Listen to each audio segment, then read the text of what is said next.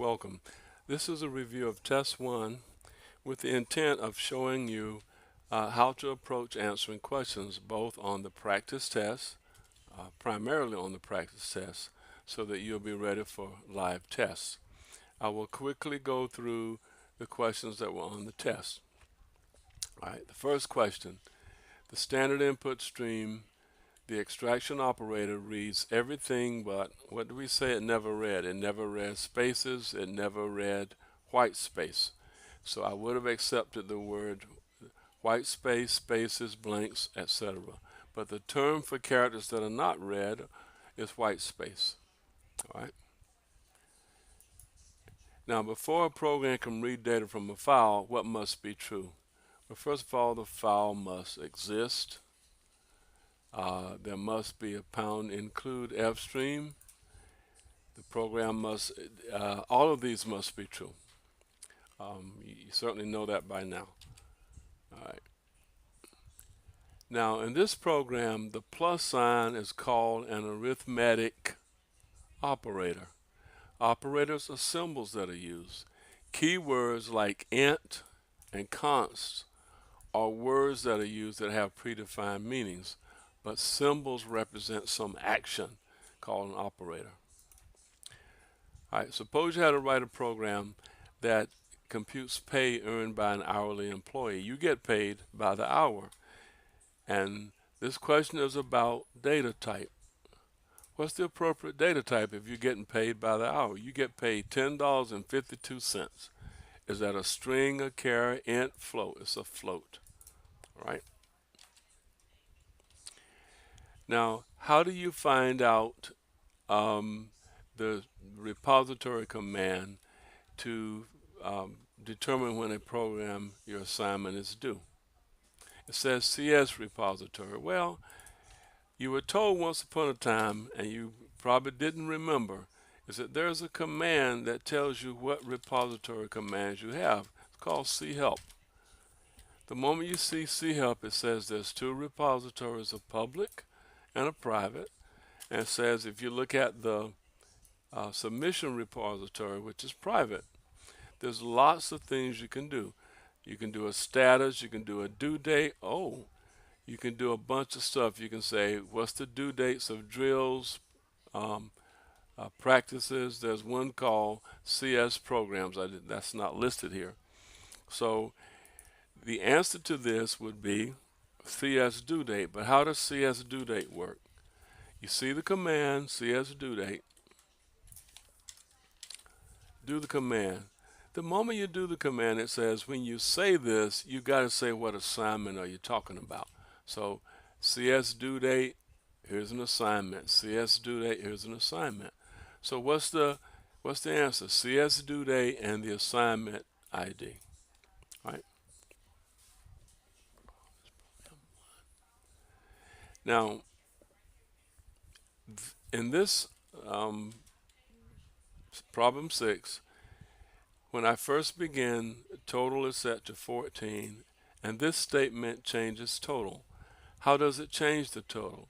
It changes the total by subtracting 3 from the total. So the resulting total would be 11. If you want to declare a variable that will hold the amount of your tuition and fees, how would you complete the declaration? Well, you need a data type here.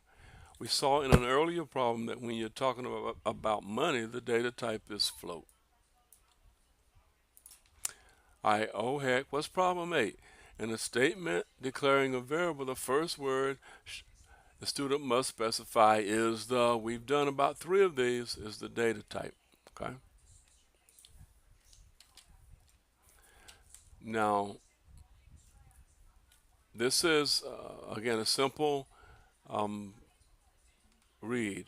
I'm reading a float followed by an integer followed by a character. So when I first start reading greater, it says pick up something that can be a float. I pick up, I hit the space or the white space here and I stop. So the first thing I've read is 1, 2, 3, 4. and that goes into variable C. Now I read variable A. What's A? It's an integer. So I start reading 4 and a 4, and I hit a period. Can I read a period? No, I stop on the 4. So the value of A is 44. All right. How can I raise a number to a power? Well, there is no operator here. I tried to trick you. There is no operator called exp. There is no operator called power. I wonder why is that? Didn't we say that operators are primarily symbols, not words? Ooh. And then there's a power function and there's a square function. And it's the power function that will raise a number to a power. Now write the statement to create a variable called GPA, and at the same time initialize its value to 3.75. Well, let's look at this part. This part. This part declares a variable called GPA. If I put a, oh shoot, oh you did that, that wasn't me. This part declares a variable. If you put a semicolon here, all you have is a variable with an unknown value. If you put an equal sign, the equal sign is an assignment operator, which means what? Assign a value to a variable. So that would accomplish putting 3.75 into the variable. What's the deal though? You need a semicolon here. If you leave a semicolon out, you get 1/2 credit. So you lose points when you don't put a semicolon. So if you see the key, if it has things in angle brackets, it means full credit. If you see something in square brackets, it means half credit. 3 divided by 2 is what? It's a 1. All right. Now here's the code, and we want to make this program work. What is missing? Remember the shell? We said in the shell of a program, you have to have these things. Pound include, and you must say using namespace standard. That's the missing part. Using namespace standard. All right. Write the statement that will display the output below. It's just a cout statement. Cout, less, and the string today, semicolon. I would have accepted your answer if you had put inlines in here. I would have given you half credit if you left off the semicolon. Problem 14. When I'm reading an input using greater, the operator, the extraction operator, what must come after the extraction operator? It must always be a v. We know 2 V's in programming. We know a program. We know a V called variable, and we also know a V called value. Must be a variable here. I would have given you credit if you had completed the word or if you had written the whole word. Either one gives you full credit.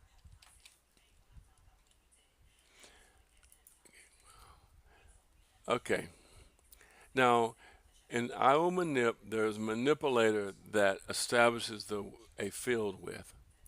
And the field width says this is the minimum amount of space to use when you display some output.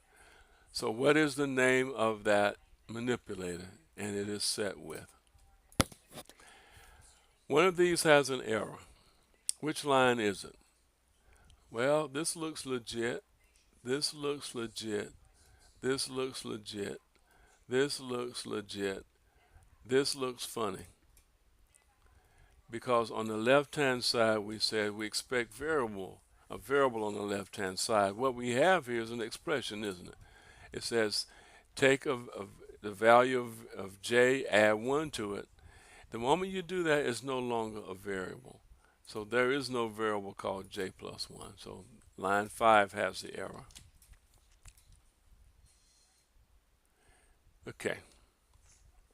Now let's take a look at this guy. My bad. It's a more. It's not a more. Okay. I'm trying to hurry. If we do this, we're looking at what happens when we do this arithmetic. What's going to happen? I'm going to add 14.89. I'm going to keep it at that. Plus 14.89. And that's going to give me something like 29 and some change, point 7 something. Okay? Now, so the result of this is 29.7 something. Can I store 29.7 into the variable num? Well, you got to look at the data type. Num is an integer. It cannot have a decimal place. So the only part you can store is the 29. Okay? Now, there's another way to answer this question. There's another way to answer this question. You can always just take what you have there and put it into a little program shell and see what comes out. See what comes out.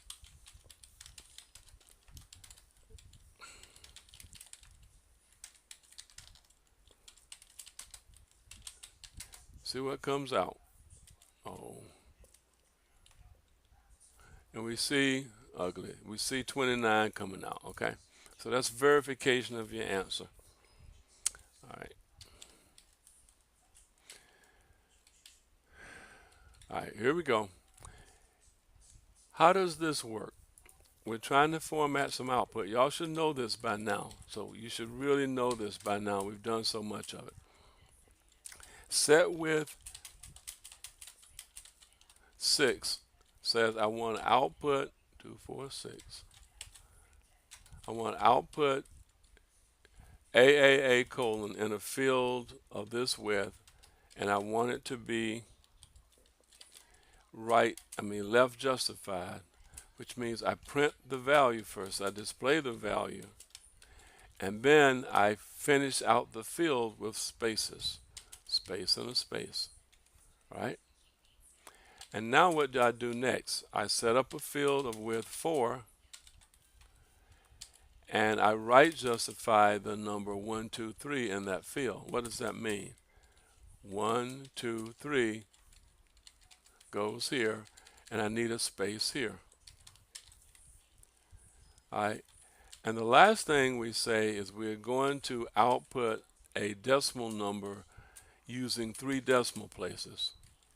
What are the 3 decimal places we want? We want this and this and this. That's what we want. So we just display the number. There is no field width, so we just display the number. So how does it come out? 5, 2, 3, decimal place 4, 3, 2. Okay? So that's what we have coming out. All right.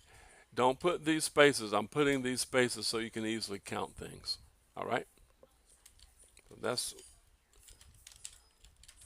all right, let's roll.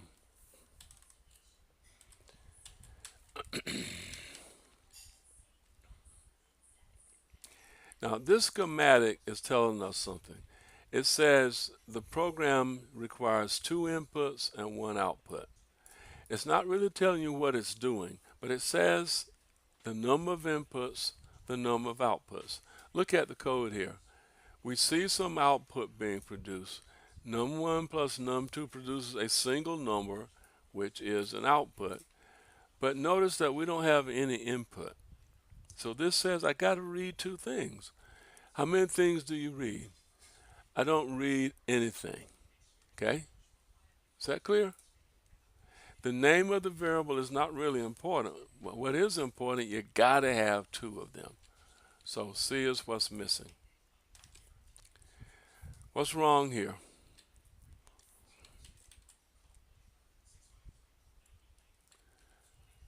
Can I do this? When I read something in, what do I have to have? A variable. But I'm basically having, it looks like I'm trying to read and add all at the same time, which is not allowed. So 3 is not right. The key word that must always appear inside of the body of the main program is return, because that's how we get out of the program. All right? Some of y'all will say main, but the key word main is not really inside. It's outside. What's wrong here? Well, we have a declaration of two string variables s and t underscore, but we don't have a semicolon. So line 1 has the error. How do we do this? Well, if you look at the algebra, it really means what? It means do this first and then divide by 3, isn't it? So you must use parentheses. All right? When I do this, when I do the when I perform this assignment statement, the first thing I have to do is this. What value is produced? 7.0 divided by 4.0 equals 1.75. So the result is a float. Can I put the float into the integer variable? The answer is no. I have to put only the integer part, the thing to the left of the decimal place, so I can only store 1. All right. What's the computer is controlled by a set of instructions called a program, or you can say called software or a software program. Complete this. If I have letter grades like the letter A, B, C, and D, what's the appropriate data type? It's character.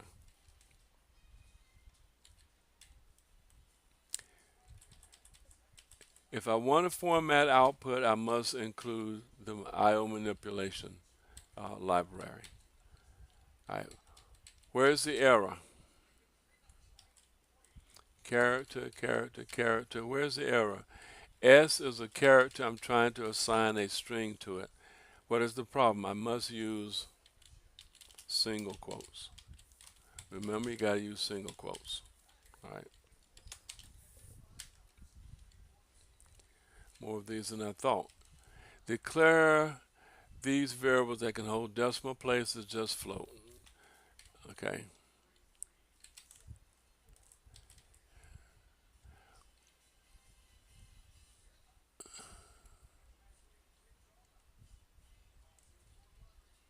Oh, I'm jumping something. To make this happen, I got to say IO stream to do input and output. This sounds like a problem occurred twice.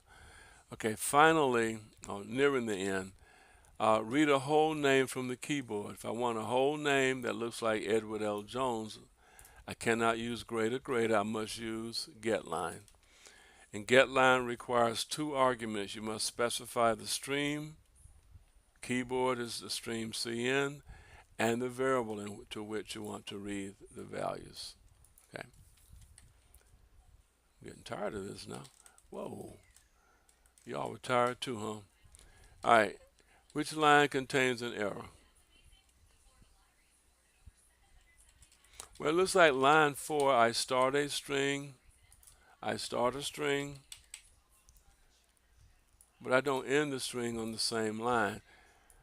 I have the end of the string, but not the start of the string. So it's 4 and 5 are causing the problems. List them separated by a plus sign if there's more than one.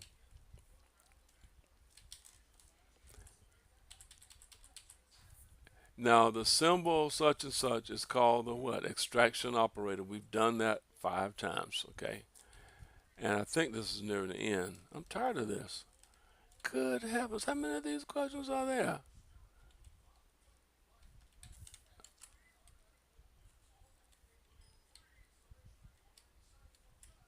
Good grief. Okay. If you're going to read things from a file, you must include fstring. I'm going backwards now. I apologize. The Unix command to execute the code produced by the compile is always a.out, ./a.out, ./a.out. Okay. How do you close a file? Write the missing statement. The missing statement corresponds to this algorithm comment which says close the input file. How do we close the input file? We close it through the stream that it's attached to. So it's myDataF.close. You don't say anything, just put parentheses. I apologize, this is longer than I planned. Okay, I'm going to split the video. In this program, Number is a variable. Year is not. And the reason why is that year is called a constant. It's a constant, which looks like a variable, but it can never be changed. Once you set it, once you initialize it, you can never change it in your program. The almanip is required if you want to format your output. All right, where's the errors here? I have an integer variable j and underscore k. Down here I'm using a k, but I never created a k. The variable name is really underscore k. Unix and Windows are examples of operating systems. That's the program that controls the whole computer.